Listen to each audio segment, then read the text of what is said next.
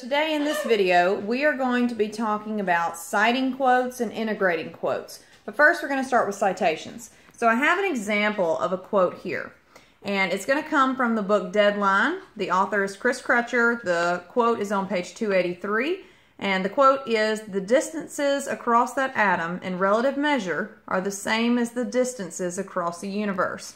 And I will show you the quote right here. The distances across that atom in relative measure are the same as the distances across the universe. Okay, now first we're just going to learn how we would cite this quote if we were going to use it in our own writing. So here's what so we're going to be using the MLA format for citing quotes because that is what we would use on our English 2 state test. So I've rewritten the quote here so that I can properly put the citation. But you'll see that I've left something out. I left out the period. Of course, in the book we have a period here, but that cannot be the end of my sentence. Now, if this were in an actual paragraph, before the quote, I would have my sentence, and this quote would be integrated into it. We'll go over that later. And then I need to cite here at the end. Now, this is how you do that. You're going to leave off the end punctuation. You're going to leave off this period here, and you're going to put the author's last name and the page number in parentheses. It's very, very simple. So my author's last name is what? Crutcher. So I'm going to come down here. I'm going to put Crutcher, and then I'm going to put my page number, which was 283, and then I'm going to close my quotes. Now, one thing that people forget is right here you have to add your period. That was the punctuation here. You have to move it back here. Now, why do you have to do that? Because this is part of your sentence. This is the citation. This tells your reader where you got this quote from and where they need to go if they want to see it. That is your simplest rule for citing quotes for your English 2 state test. So I have a practice test here. If I were going to include a quote from this passage, I would cite it by putting my author's last name, and then it needs a page number, just like our example has. However, this packet does not give me a page number. In that case, all I would need to do is put the author's last name, and I can put the paragraph number instead. Let me show you an example of that. Okay, so let's say from this passage in my practice test, I want to use this sentence. I want to use this as a quote. "To qualify as the Proust phenomenon, an odor-prompted memory should be old, vivid, and emotional." And I've written that here on my paper. Now, to cite this, I'm going to use my author's last name, which we said was Brynie, B-R-Y-N-I-E, and then I'm going to put my paragraph number, which is 3. And then what do I do after that? I always put my period if that's the end of my sentence. Now, if you are not given paragraph numbers, if all you had was an author and that's it, and you did not have any paragraph numbers, or if it's a poem, line numbers, they didn't have anything on the side over here, you can get away with just putting the author's last name in parentheses and leaving it at that. You can do that. The only thing they gave me was the author's last name, that my citation would be very simple. It would just look like this, and that would be it. And of course, my quote would be in front of it. Now, it can get a little trickier if you are given a passage that has no author, no page number, no paragraph numbers, none of that. So what I would do here, okay, you're going to have your quote, but my citation, I would just use the title, which is a very strange title, but it is "Beam Me Up, comma, Smell, hyphen, IE, exclamation point." It looks kind of strange, but that is what you do in that case. Another scenario you might run into with the state test is video clips. Sometimes they will give you video clips or audio clips if your test is computerized. If they do this, sometimes people have a hard time citing those, but they're actually not difficult to cite. So I'm going to give you an example. I want to cite a quote from this video, the one you are actually watching right now. So my speaker obviously would be myself. It would be Emily Meredith. That's who I am. My quote, let's say this is the quote that I used from the video, and the quote would be, "If you are citing a quote but are not given a page number, you may use only the author's last name." Now, in order to cite this, you still use your parentheses, and I would just put the equivalency of the author, which would be the speaker.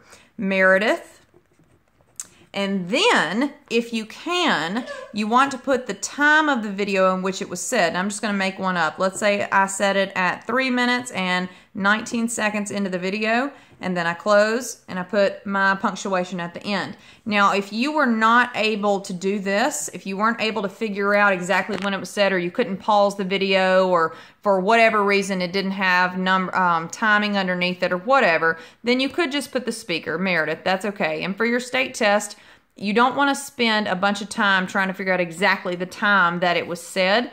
So if you can quickly figure it out, great. If you can't and it's going to eat up your time, then omit that and just use the speaker. That is totally fine. It is acceptable to do that. With the video, just as with a passage, if you were not given a speaker and a quote-unquote author, if you didn't have a speaker, then you would just use the title of the video like we did here when we were giving an example of if we were not given an author. You would use the title of the video instead of the speaker. That is totally fine. Again, if you could include the time, do so. If not, then don't stress about that. So basically, that's all there is to citations. It's not difficult. There are just a few simple rules, and as long as you can keep those in your mind and you know how to do this, you're going to be fine.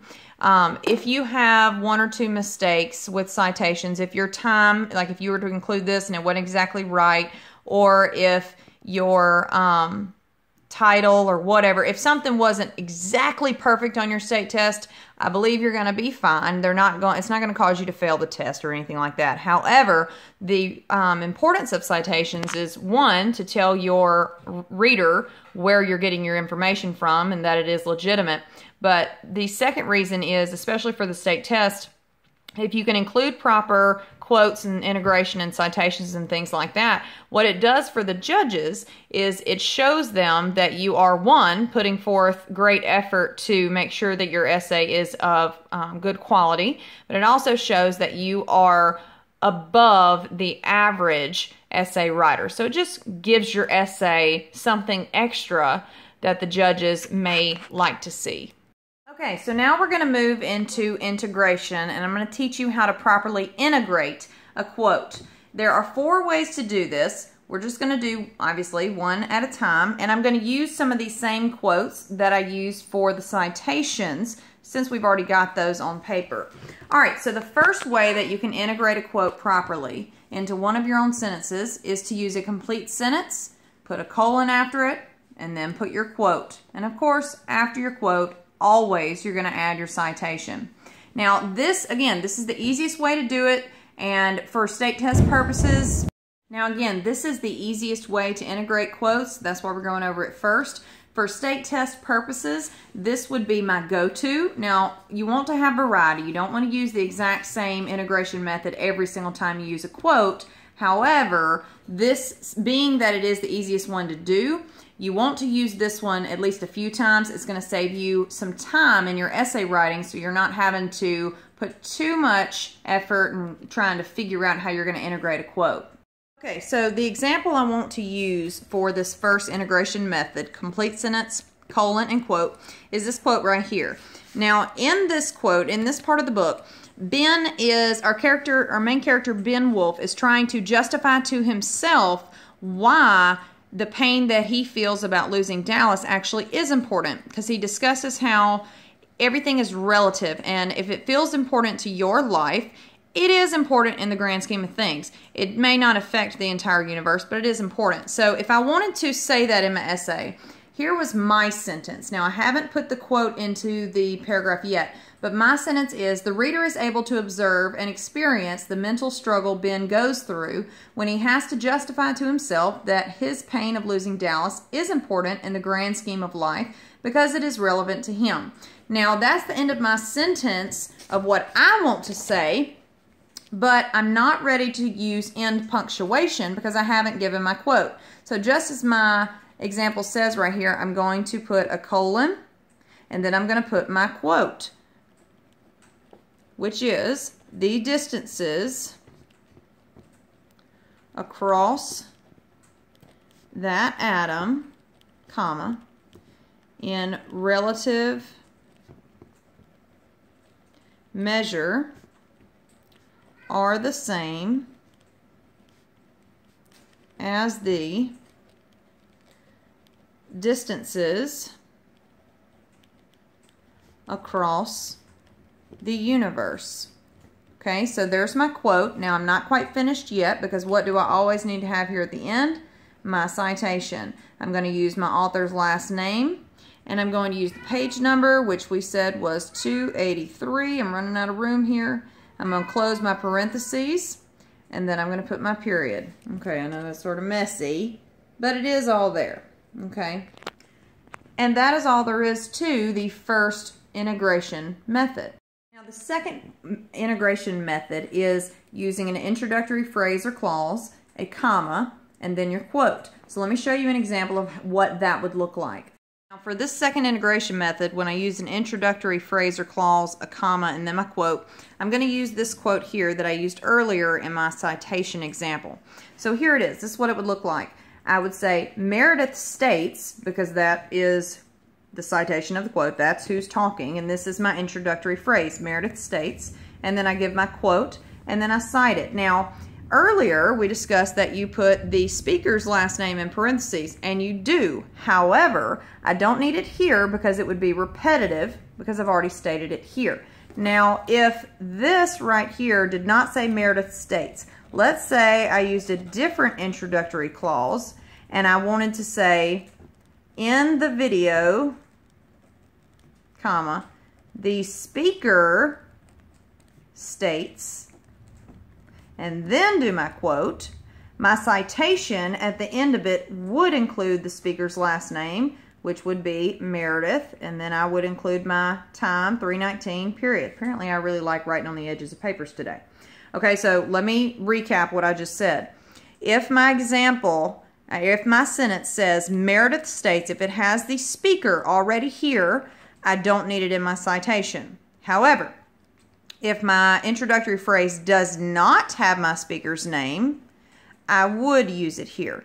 Now again, let's say that you used this first way. You said Meredith states, your quote, and then here, let's say you went ahead and you put the last name again, Meredith, 3:19, and then closed your quote.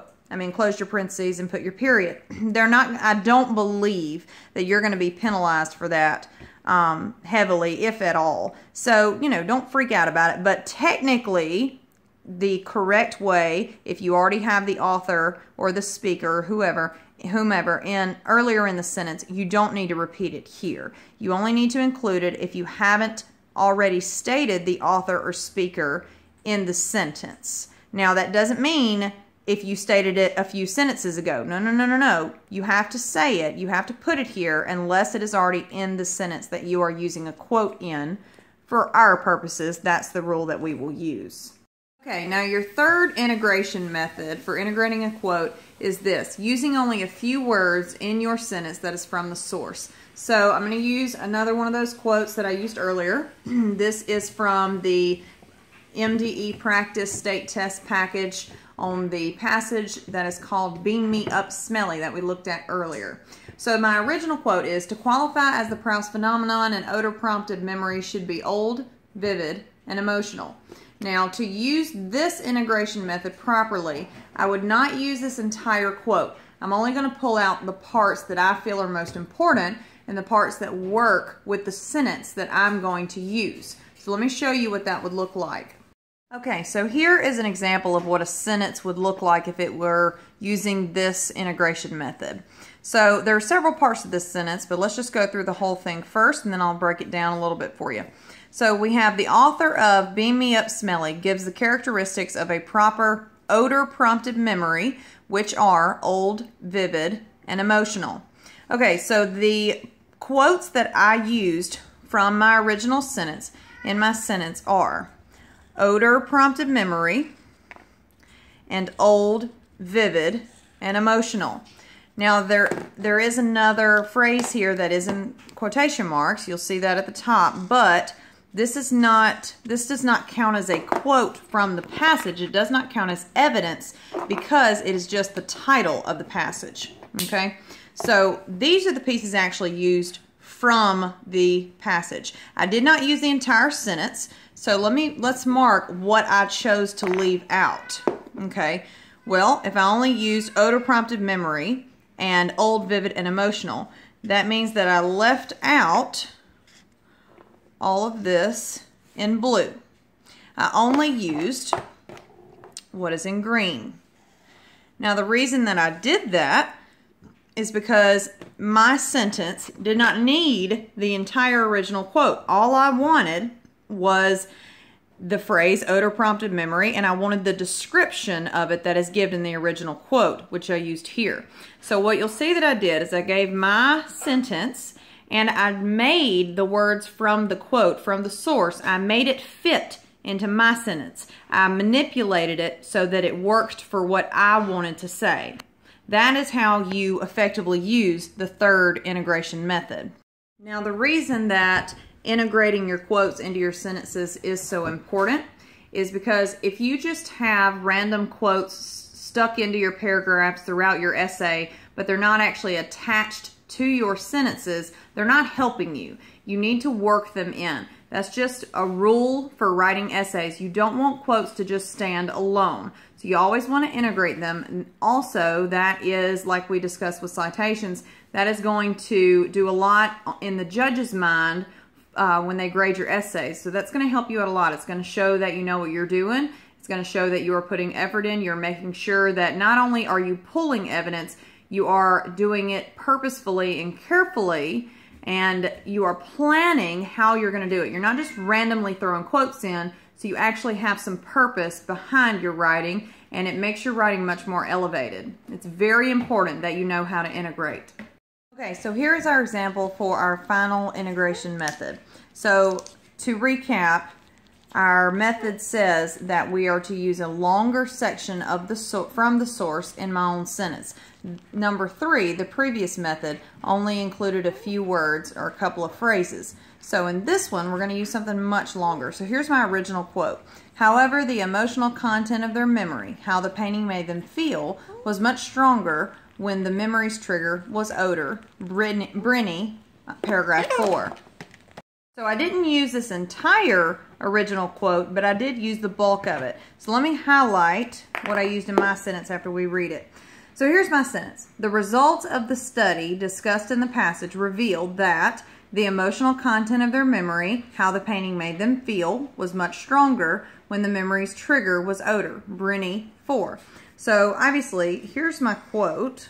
Here's what I used from the passage, my evidence for whatever point I'm trying to make in my essay.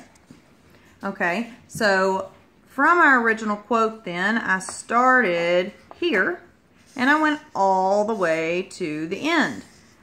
I didn't leave out a whole lot. I almost used the entire quote. As we see, the only thing I left out was this however. But I used it very effectively. I didn't just put the quote after the sentence randomly. I made it work into my sentence. It's like one fluid, solid thought, but most of it is a quote. So that's how you would use integration method 4, using a larger section in your own sentence. And as you'll see, the only integration method where you don't incorporate the words of the quote to be a part of your actual core sentence is the first integration method, when you use a complete sentence, a colon, and then a quote. But integration methods 2, 3, and 4, you're actually taking the pieces of the quote and making it work into your own sentence. And that's how integration works. It's really not difficult. For the state test, for those purposes, I would not try to use every single integration method unless you're just very comfortable doing so. Pick 2 of them that you feel confident with and that you know that you can execute efficiently and correctly, and stick with those. But you do need to be sure that you don't use the exact same way of integration every single time you use a quote. You do need to use variety. Just like when you're writing a paragraph, you wouldn't want your entire paragraph to be made up of simple sentences. You have to have some variety. Okay, so here's our example of Maui. Can you please not scream while I'm trying to... Maui Lynn, why are you screaming? Stop that. So our final... Maui, seriously, you have to stop. Come on. Come on. Come over here and be quiet. Now, how am I supposed to finish going through this if you're standing on my paper? Huh? How am I supposed to finish? Well, that's a pretty noise, but I still need you to, you know, go away. I mean, I love you and all that, but I need you to go away. Come on now. Come on, come on, come on, come on. Need you to go away, okay? All right. Come here. Come here. Come here. Go to your house. Go. Well.